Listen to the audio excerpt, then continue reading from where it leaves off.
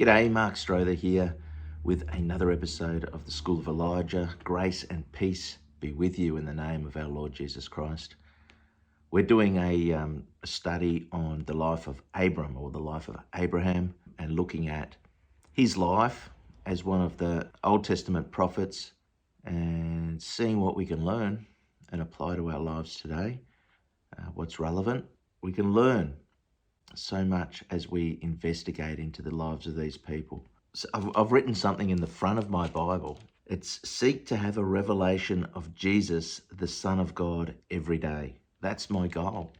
I want to know Jesus and see him in his glory so that I'm following the way every day. You see, if we don't have this fresh revelation, if we're just following a two-dimensional idea in our heads of who Jesus is or who we want him to be to suit our lives, we're living a lie. A false image of Jesus is actually called idolatry.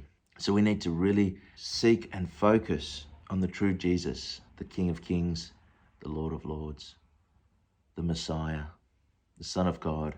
He said, I am the bread of life. And he taught us to pray, give us this day our daily bread. So seek to eat the bread of life every day. So why go all the way back to the Old Testament and study the life of Abraham if we want to understand who Jesus is? Because that's where it all began. You can't truly understand the gospel. The gospel in its simplicity, yes, you can understand. But to grow in maturity of understanding of the gospel and the plan of God, you need to understand about Abram. In the book of Acts, there was this guy called Stephen. That's our English version. I'm sure his name was more like Stephanus or something like that, but we call him Stephen. He was a man full of God's grace and power, performed great wonders and signs among the people. Opposition arose. They didn't like that. The members of the synagogue, the Jews of Cyrene and Alexandria, he upset a lot of people. Okay, they argued with him and they arrested him and took him before the priests in what they called the Sanhedrin, which must be some type of Jewish courts. And they brought in these accusations against Stephen, and his response, when really it was accusations about what he said about Jesus, and his response was going all the way back to, this is his reply. He started off with, brothers and fathers, listen to me. The God of glory appeared to our father Abraham while he was still in Mesopotamia, before he lived in Haran. Leave your country and your people, God said, and go to the land I will show you. So he left the land of the Chaldeans and settled in Haran. In order to explain the gospel, he's gone back to Abraham. He goes on, tells the story of Abraham, moves on, explains about Moses. And in our Christianity, we can't deny the roots of our faith. If we are to grow in knowledge of Jesus Christ, if we are to grow in having revelation of who Jesus is, we need to keep going back and looking at the big picture of God's plan. And God's plan for humanity, his redemptive plan, starts with Abraham. The great flood with Noah was kind of a reset, God's way, getting rid of the corrupt world, the literal corruption of the DNA of the flesh of man. It was going south really quickly, and God had to put a stop to it.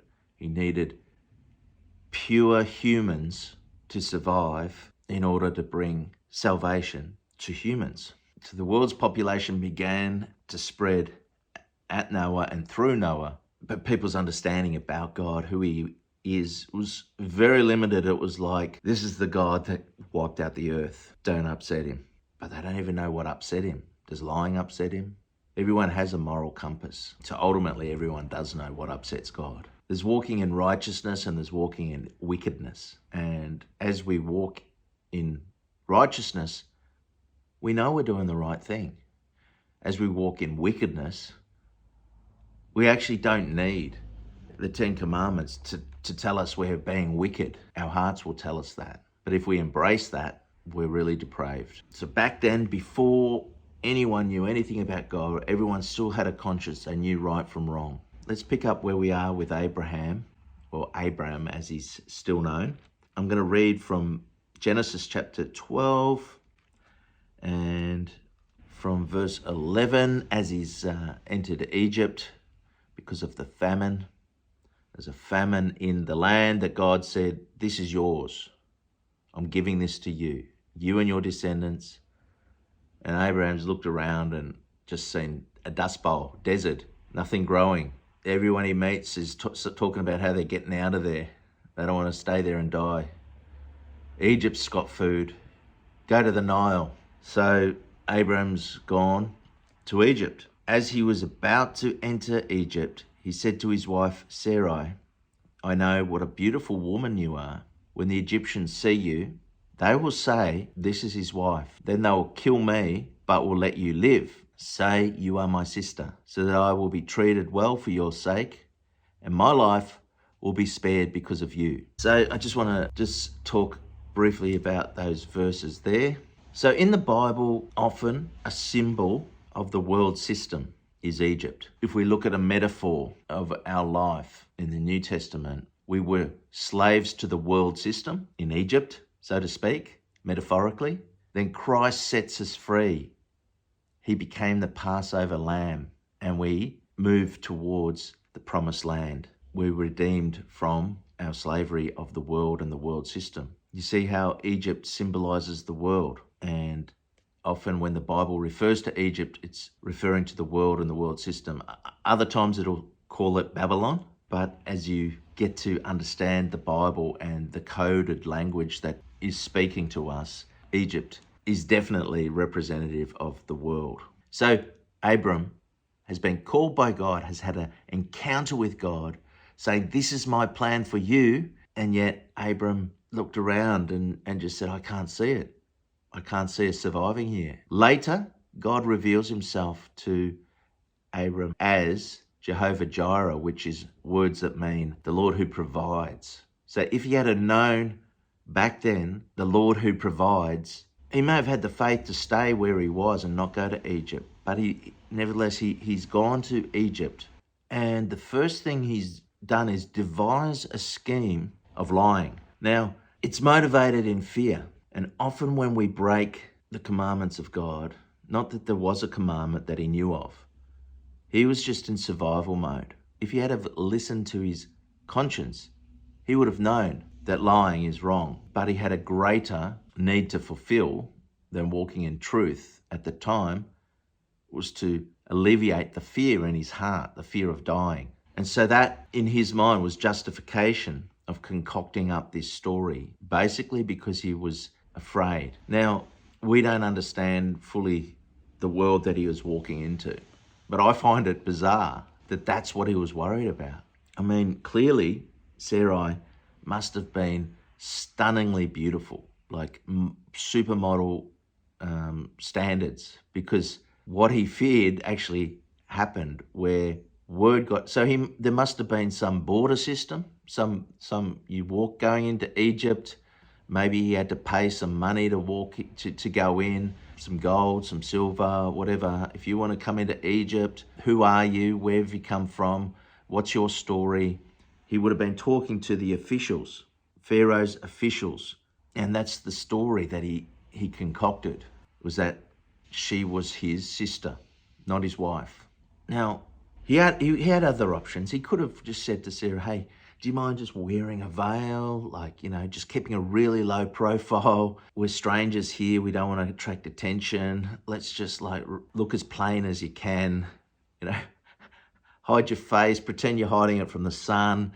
There's all these things that he could have done without making up this story.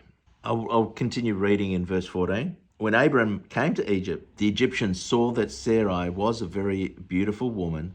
And when Pharaoh's officials saw her, they praised her to Pharaoh, and she was taken to his palace. He was treated well for her sake, and Abram acquired sheep and cattle, male and female donkeys, male and female servants, and camels. So Pharaoh must have had word out at the border patrols. He must have said, look, I've always got my eye out for beautiful women. I want them in my palace.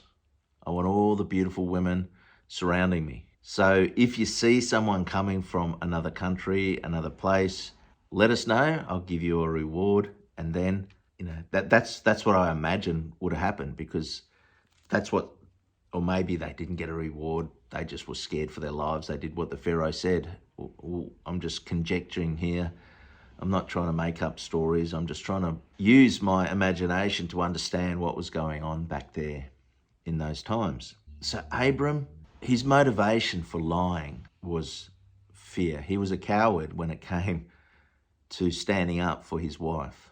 Who knows? If he had have gone there and just said, I'm Abram, this is my wife, we're seeking refuge, word may have gone back to Pharaoh, hey, this beautiful woman came in, but she's married, and Pharaoh might have just gone, okay.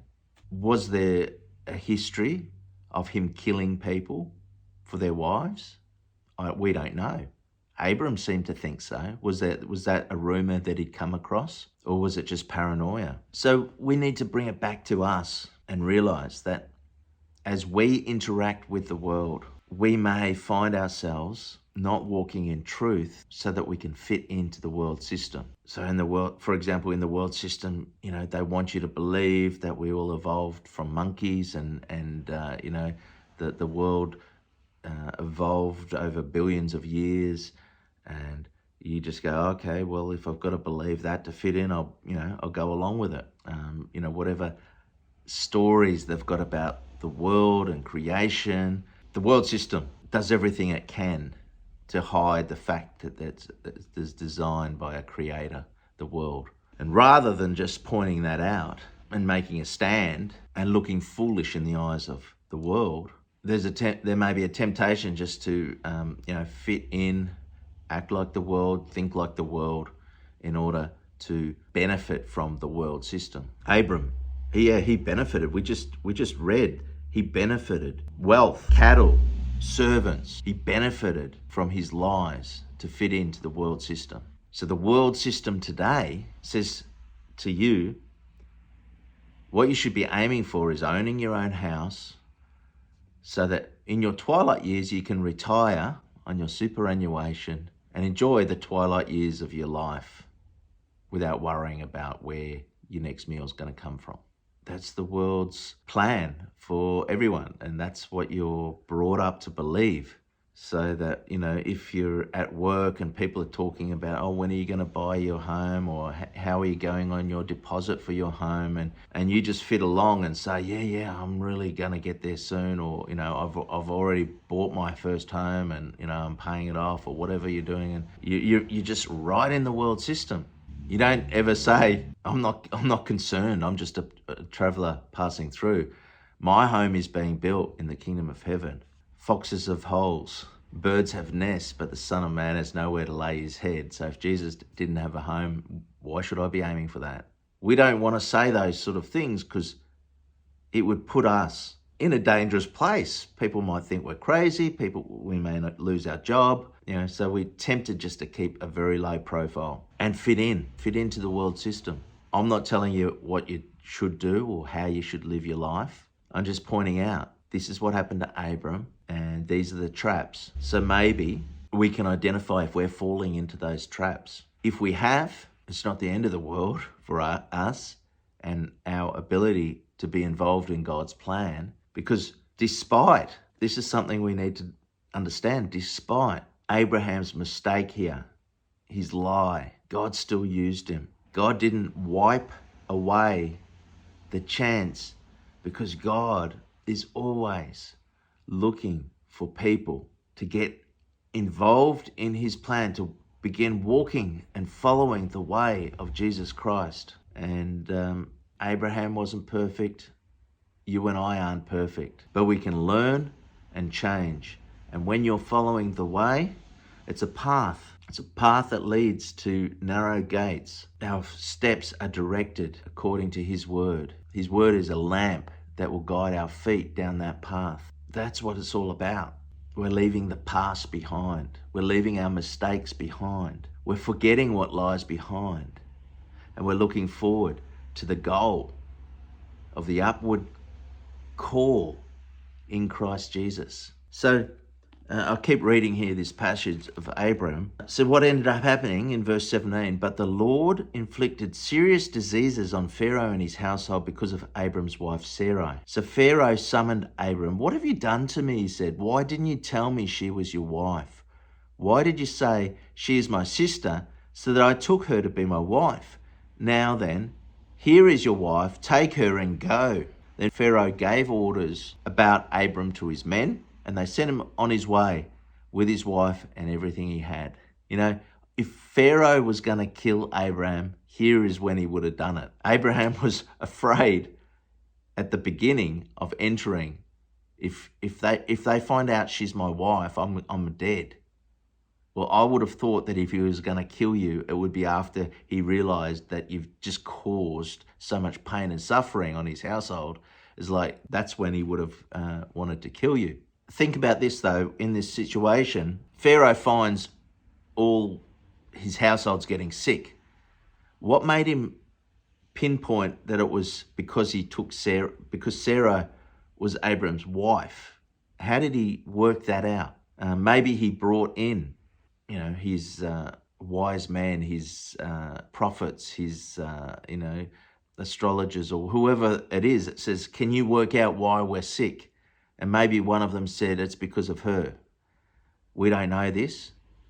It's just pure speculation. But it does look like at some point he would have asked Sarah, is this because of you? And she didn't lie, because he's absolutely sure when he goes to Abraham, it's like, what have you done to me? Why didn't you tell me she was your wife? He's absolutely certain. He's not asking him, hey, is she your wife? Did you lie? No, he already knew the fact. I think that Sarah had been questioned by him, and he's gone, yeah, I'm actually, Abram's wife, because she couldn't lie. She didn't want to lie. She knew it was wrong to lie. And then Pharaoh was just like, send them away. Get him out of here. And so they left with everything that he had acquired from Egypt, all the wealth. He walked away. So if we have done the wrong thing, if we've been cowardly, if we've been acting in fear, our path down life has primarily been motivated by fitting into the world system, of being afraid not to stand out from the world system, afraid of what will happen if we stand up and say, hey, I believe in God, a creator who sent his son, Jesus Christ, to bring redemption for mankind. If we have that as our confession, we're going to be put aside as some crackpot, or, people often have quite hateful feelings towards Christians. They hated Jesus. Jesus was a Jew who was crucified, capital punishment, tortured, because they hated him so much. What makes you think that they're not going to hate you too if you put up your hand and say, I'm following Jesus? So we need to learn. We can look at the life of Abraham and say, hey, he missed it, but I'm not going to be like him. That's what it's here for.